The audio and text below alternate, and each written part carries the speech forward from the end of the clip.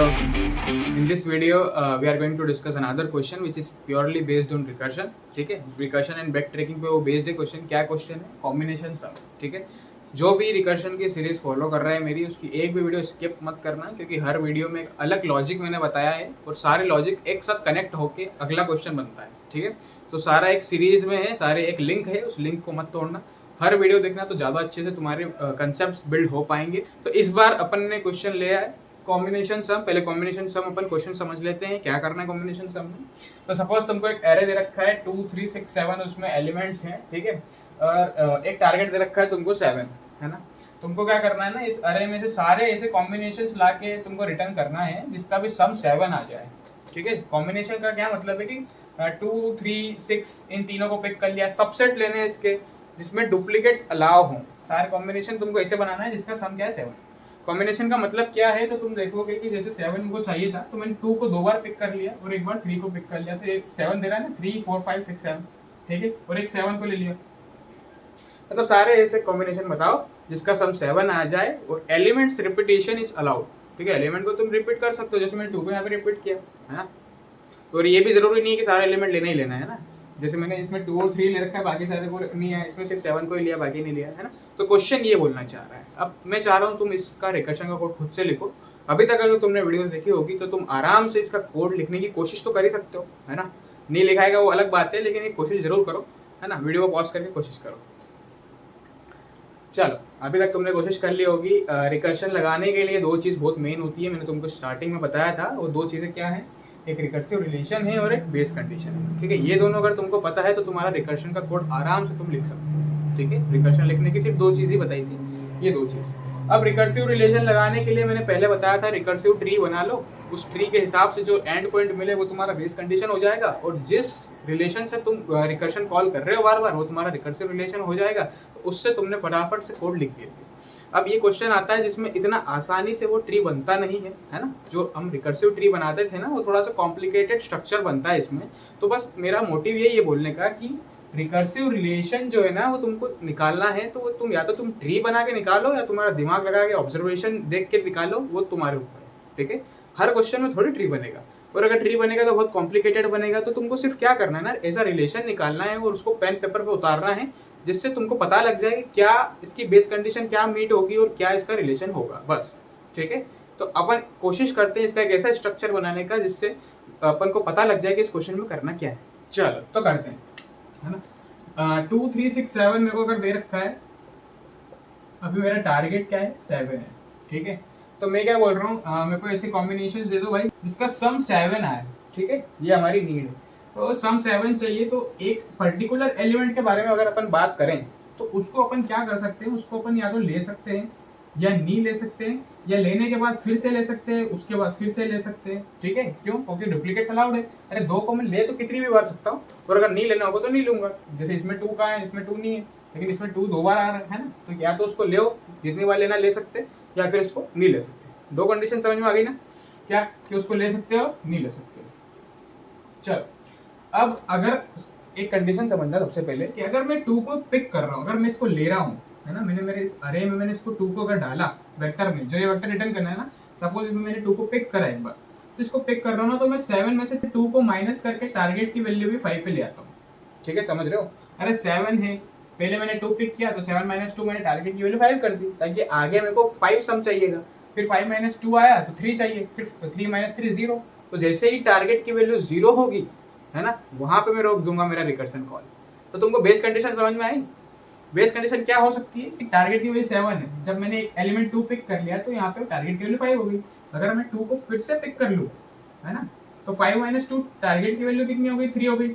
अब 2 2 बार पिक हो चुका है ना. अब जैसे मैंने इस वाले की बात करें, ठीक है, 2 बार पिक हो चुका, और अगर मैं फिर से 2 को पिक कर लूँ तो 2 2 2 आ गया, तो टारगेट की वैल्यू कितनी हो गई, 1 हो गई. 1 हो गई ना टारगेट की वैल्यू. तो मैं यही बोल रहा हूँ कि जैसे ये टारगेट की वैल्यू 0 हो जाए, इस केस में टारगेट की वैल्यू 0 हो जाएगी, इस केस में टारगेट की वैल्यू 0 हो जाएगी, वहां पे मेरा रिकर्शन कॉल में रोक दूं. तो ये तो एक बेस कंडीशन इसकी बनती है. ठीक है, अब अपन समझते हैं कि किस तरीके से अपन एक एलिमेंट को कितनी भी बार ले सकते हैं. तो या तो उसको मत लो, या फिर जितना लेना है लो. ठीक है, इसका अपन देखते हैं केस इसमें क्या बनेगा. ठीक है, ध्यान से समझना, सब समझ में आ जाएगा. इतना कोई खास क्वेश्चन है नहीं. है ना। थोड़ा सा दिमाग खोलने वाला क्वेश्चन है, अगर दिमाग में फिट हो गया हर बार रिकर्सिव ट्री बन जाए, फटाक से क्वेश्चन सॉल्व हो जाए, तो ऐसा नहीं होता, थोड़ा टाइम लगता है हर चीज़ में, है ना। टाइम लेके ही करेंगे अपन, जल्दी करना है, अगर रिकर्शन खत्म करना है जल्दी तो फिर दूसरी प्लेलिस्ट है यूट्यूब पे वो देख लो, बड़ा बड़ा खत्म करवा देगा वो। यहाँ पे जल्दी का काम नहीं है, आराम से करेंगे, दिमाग में फिट होगा, ताकि कोई क्वेश्चन पूछे तो आंसर करने लायक बचे अपन, है ना। इसलिए मैं बहुत ज़्यादा गहराई में जाके समझा रहा हूँ ये। तो अब अपन देखते हैं, मैंने क्या बोला, या तो उसको ले सकते हैं जितनी बार लेना लो, या उसको मत लो, है ना। तो नी लेने का तो सिंपल सा फंडा है कि नी लेना का मतलब नी लेना है ना। तो नी लेना मतलब चलो ये तो समझ में आता है कि नी लेना तो समझ में आ गया, लेकिन अगर लेने का फंडा जो है ना, उसको लेने की एक कंडीशन है, उसको लेने की एक कंडीशन है। उसको लेने की क्या कंडीशन है कि टारगेट की वैल्यू कम से कम इससे तो बड़ी होनी चाहिए ना। जो एलिमेंट मैं ले रहा हूँ टारगेट की वैल्यू इससे बड़ी होगी तभी तो मैं उसको लूंगा। अगर टारगेट की वैल्यू छोटी हो जाए, जैसे टारगेट अगर मेरा 1 होता तो मैं 2 को लेके करूंगा क्या। तो मैं क्या बोल रहा हूं, अगर target is greater then element, है ना, सी ऑफ आई कर ले इसको भी अपन, अरे इसका सी नाम है तो मैं सी ऑफ आई ले लिया। अगर टारगेट इससे बड़ा है ना, बड़ा है तो मैं इसको ले लूंगा, तो मैं इसको लूंगा। तो क्या करेंगे, will take the value, take, ठीक है। बड़ा या फिर इक्वल होगा तो भी ले सकते हैं ना, दोनों केस में ले सकते हैं, बड़ा या इक्वल होगा तो उसको ले सकते हैं, ठीक है। तो नी लेने का फंडा तो सिंपल सा था कि अगर तुमको नी लेना है तो फिर उसमें कुछ पूछना ही नहीं है, मत लो, आगे बढ़ जाओ। लेकिन अगर लेना है किसी भी वैल्यू को तो उसमें एक कंडीशन होनी चाहिए कि टारगेट की वैल्यू जो है वो बड़ी होनी चाहिए या फिर उसके बराबर होनी चाहिए उस वैल्यू की, तो ही मैं उसको ले सकता हूँ, नहीं तो मैं नहीं ले सकता, ठीक है। इतना समझ में आ गया। अब तुम ध्यान से देखो कि अपन को क्या करना है, सिंपली हर एलिमेंट के पास जाओ, उसको या तो तुम लो या मत लो, ठीक है। लेने के लिए एक कंडीशन बस ये लगानी पड़ेगी कि क्या टारगेट उससे बड़ा है, टारगेट अगर उसके बड़ा या उसके बराबर है तो उसको ले लो, और अगर नहीं है, ठीक है, तो यहाँ पे लिख दो नॉट टेक। यहाँ पे नॉट टेक की कंडीशन यहाँ पे आ जाएगी, यहाँ पे टेक की कंडीशन आ जाएगी, यहाँ पे नॉट टेक की कंडीशन आ जाएगी। समझ रहे हो मैं क्या बोल रहा हूँ। अरे भाई लेने के लिए ये है, ये नहीं लेने के लिए ये है, लेने के लिए मैंने ये लिख दिया, नहीं लेने के लिए ये लिख दिया, सिंपल सी बात है। दो चीज करनी है मेरे को, करनी दोनों चीजें। यहाँ पे तुम एल्स नहीं लगा सकते, यहाँ पे तुम एल्स नहीं लगा सकते। क्यों नहीं लगा सकते, क्योंकि तुमको दोनों करना है।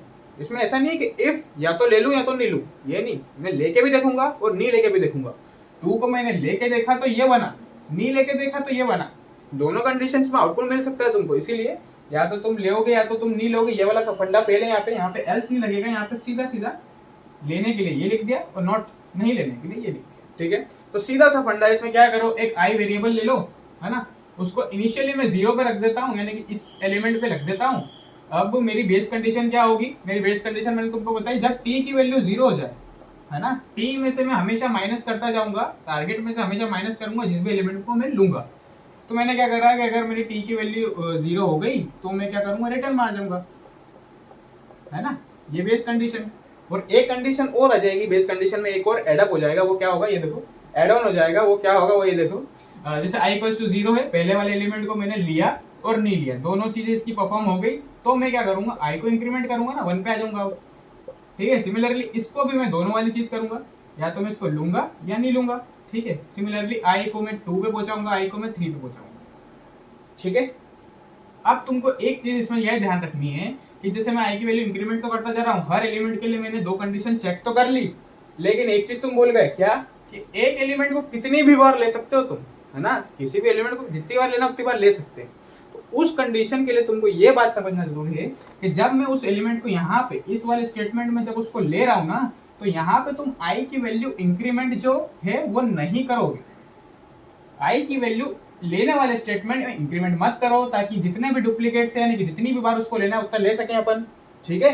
और ये वाली जो है नॉट टेक, उसको नहीं ले रहा हूँ, अगर मैं 2 को नहीं ले रहा हूँ तो मैं आगे बढ़ सकता हूँ, तो यहाँ पे मैं i की वैल्यू इंक्रीमेंट कर सकता हूँ।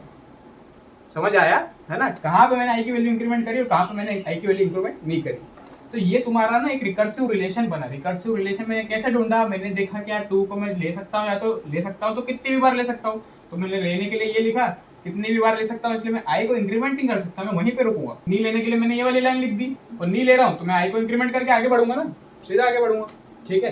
तो इसमें 2 चीज तुमने सीखी, क्या सीखी, कि रिकर्सिव रिलेशन हमेशा रिकर्सिव ट्री से नहीं आती, पहली चीज। और दूसरी चीज अपन ने इस क्वेश्चन में ये सीखी कि बेस कंडीशन जरूरी नहीं है कि एक ही हो, दो कंडीशन मिलके भी एक बेस कंडीशन बन सकती है। अभी इसमें क्या बन रही दूसरी वाली मैंने तुमको बताई नहीं है, पर तुमको खुद से समझ में आ गया होगा अभी तक। जब आई की वैल्यू यहाँ पे आ गई, इसके बाद तो कुछ हो ही नहीं सकता ना। आई की वैल्यू जैसे 4 एलिमेंट, तो आई की वैल्यू 4 हो गई, तो इसके बाद कुछ नहीं हो सकता, तो यहाँ पे भी तुमको रिटर्न लिखना पड़ेगा। ठीक है, तो ये दो चीज समझ आया क्या करना है। चलो अब अपन इस क्वेश्चन को लैपटॉप में मैं करके बता देता हूँ, और कहाँ पे अपन को किस वेक्टर में क्या पुश बैक करना है वो अपन समझ लेते हैं। मैं चाहता हूँ एक बार तुम खुद से इसका कोड लिख के देखो, क्योंकि पूरा कंसेप्ट तो समझ ही लिया। आप कंसेप्ट समझना मेन रहता है, कोडिंग खुद से करोगे तो इंप्रूवमेंट होगा। मैं तो फटाफट बता दूंगा अभी कोड करके, ठीक है, उससे कोई इंप्रूवमेंट आएगा नहीं इतना खास। लेकिन अगर पहले तुम खुद ट्राई कर लोगे पॉज करके, उसके बाद मेरा सोल्यूशन देखोगे तो तुमको अच्छे से समझ में आएगा।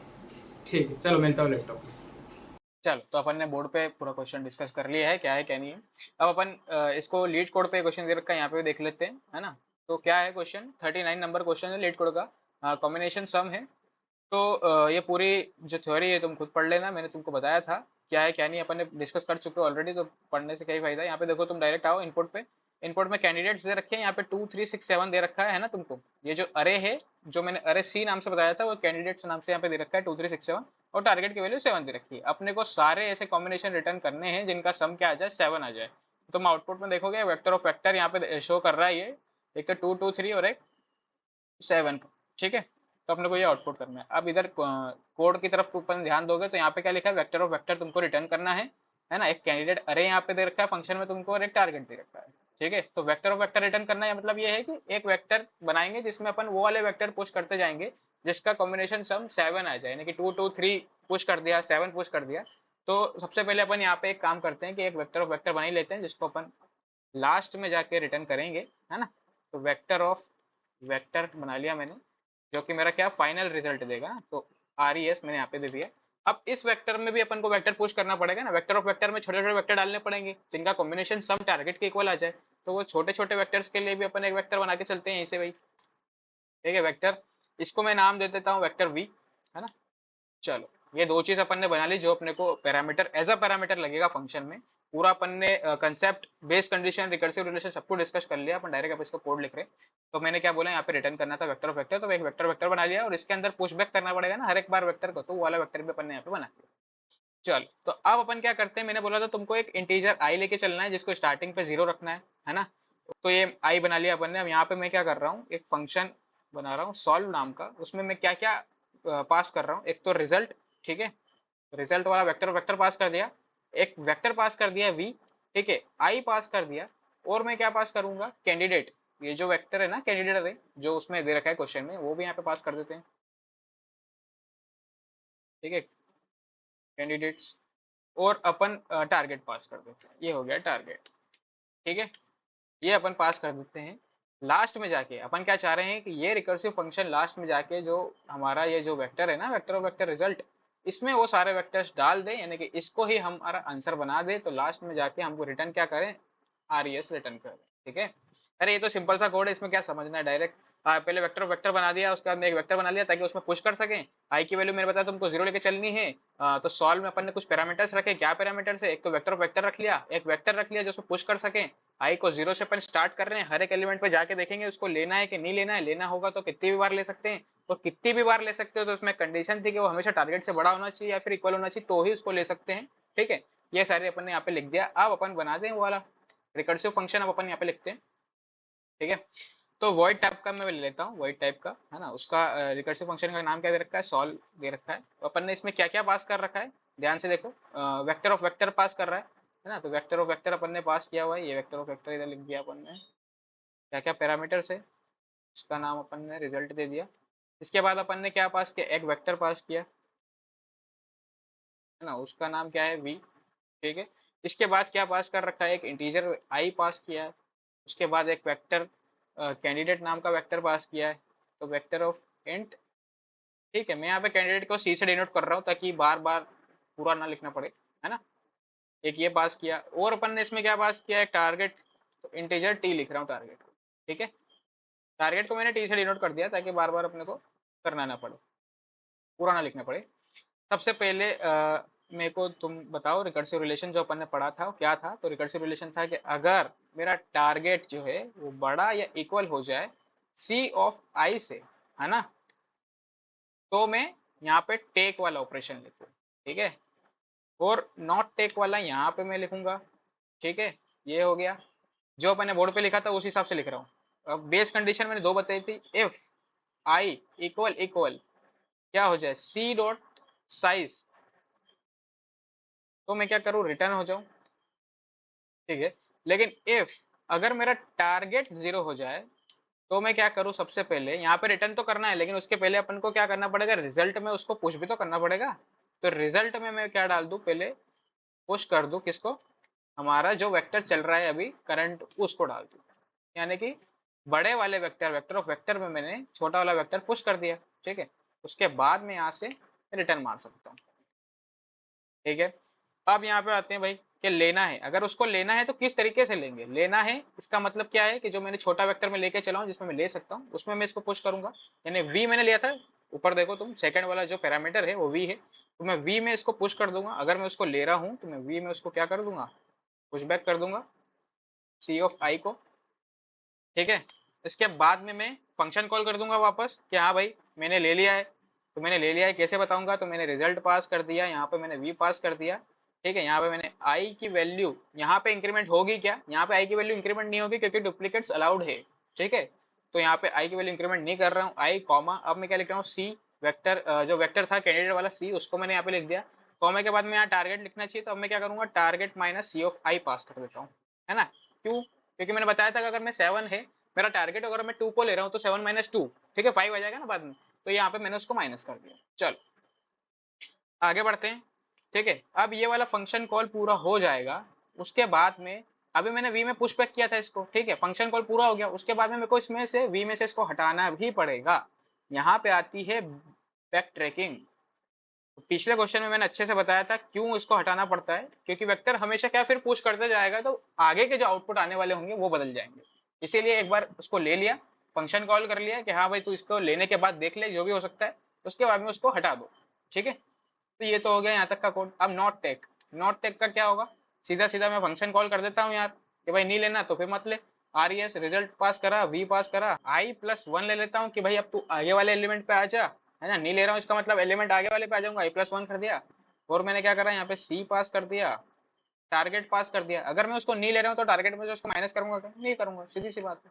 ये हो गया क्वेश्चन, ठीक है। क्या करा ध्यान से समझो, रिकर्सिव रिलेशन मेरा ये था कि अगर T is greater than equals to element है, मतलब टारगेट अगर उससे बड़ा है भाई या फिर उसके इक्वल है, तो मैं यहाँ पे क्या करूँ, उसको पुश करके सॉल्व फंक्शन कॉल कर लूँ। नहीं तो अगर वो नहीं है बड़ा उससे, ठीक है, तो सीधी सी बात है कि उसको नहीं ले सकते अपन, तो नहीं ले सकते, इसमें आ जाएंगे अपन। तो इसमें क्या करेंगे कि आई को इंक्रीमेंट कर दिया, और जहां पे मैंने उसको लिया है तो वहां पे मैंने आई को इंक्रीमेंट इसलिए नहीं करा है क्योंकि डुप्लीकेट्स अलाउड है, मैं कितनी भी बार किसी भी एलिमेंट को ले सकता हूँ, ठीक है। बेस कंडीशन ये हो सकती है कि या तो आई मेरा आखिरी तक पहुंच जाए, अगर आई आखिरी तक पहुंच गया तो मेरे को रिटर्न मारना पड़ेगा क्योंकि फिर उसके आगे चला जाएगा तो एरर आ जाएगी, है ना। अननोन लोकेशन पे अगर एक्सेस करोगे तो एरर आएगी। या फिर टी इक्वल्स टू 0 हो जाए, यानी कि टारगेट 0 हो गया, इसका मतलब ये है कि तुमको तुम्हारा आंसर मिल चुका है। तो आंसर अगर तुमको मिल चुका है तो मैं रिजल्ट में तुम्हारे आंसर को पुशबैक भी तो करूंगा ना। ये वी को मैंने रिजल्ट में पुशबैक कर दिया, तो यहाँ से मैंने रिटर्न कर दिया, ठीक है। तो ये पूरा कोड हो गया। इसको अपन रन करके देख लेते हैं, समझ आ गया ना क्या करा अपन ने। ये देखो एक्सेप्ट हो गया, और इसको सबमिट भी करेंगे तो ये सबमिट हो जाएगा। तो ये था इसका फंडा, है ना। ये सबमिट हो गया क्वेश्चन, ठीक है, 92% मेमोरी। और ये हाँ, तो ये सॉल्यूशन था इसका, और आई होप तुमको अच्छे से समझ में आ गया होगा। इसमें एक नया फंडा था कि यार रिकर्सिव रिलेशन हमेशा निकालने के लिए तुमको ट्री बनाने की जरूरत नहीं है, थोड़ा बहुत दिमाग लगाएंगे, अगर सिंपल सी लॉजिक लगाएंगे तो भी हम रिकर्सिव रिलेशन निकाल सकते हैं। रिकर्सिव रिलेशन निकलता है तो बेस कंडीशन अपने आप निकल जाती है और क्वेश्चन सॉल्व हो जाता है, ठीक है। तो आई होप तुमको अच्छी लगी हो ये वीडियो, और अच्छी लगी हो तो प्लीज़ लाइक कर देना, और प्लीज़ प्लीज़ सीरीज को थोड़ा फैलाइए। और एक मैं हैशटैग चला रहा हूँ अभी कि दवे से रिकर्शन, तो हैशटैग दवे से रिकर्शन से तुम स्टोरी डाल सकते हो इंस्टाग्राम पे, तो मैं तुमको टैग कर दूंगा, है ना, मैं रीशेयर कर दूंगा। इंस्टाग्राम अकाउंट भी मैंने मेंशन कर रखा है यूट्यूब चैनल पे, तो तुम वहां से एक्सेस कर सकते हो, हैशटैग दवे से रिकर्शन टैग डाल के मुझे टैग कर सकते हो। चलिए फिर मिलते हैं नेक्स्ट वीडियो, बाय।